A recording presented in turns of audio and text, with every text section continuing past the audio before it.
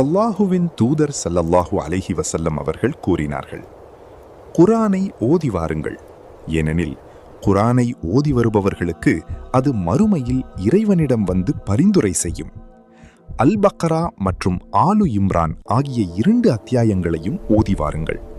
ஏனெனில் அவை மறுமை நாளில் நிழல் தரும் மேகங்களைப் போன்றோ அல்லது அணியணியாக பறக்கும் பறவை கூட்டங்களைப் போன்றோ வந்து தம்மோடு தொடர்புள்ளவர்களுக்காக இறைவனிடம் வாதாடும். உங்கள் இல்லங்களை மண்ணறைகளாக ஆக்கிவிடாதீர்கள். அல் பக்ரா எனும் 2வது அத்தியாயம் ஓதப்படும் இல்லத்தில் இருந்து ஷைத்தான் ஓடிவிடுகிறான். நான் ஓர் இரவு பக்ரா அத்தியாயத்தை ஓதிக்கொண்டிருந்தேன். அப்போது எனக்கு பின்னால் ஒரு சத்தத்தை கேட்டேன். என்னுடைய குதிரை ஓடிவிட்டது. அப்போது நபி ஸல்லல்லாஹு அலைஹி வஸல்லம் அவர்கள், அபு அத்தீஹே ஓதும் என்றார்கள். நான் திரும்பி பார்த்தேன். அப்போது வானத்திற்கும் பூமிக்கும் இடையே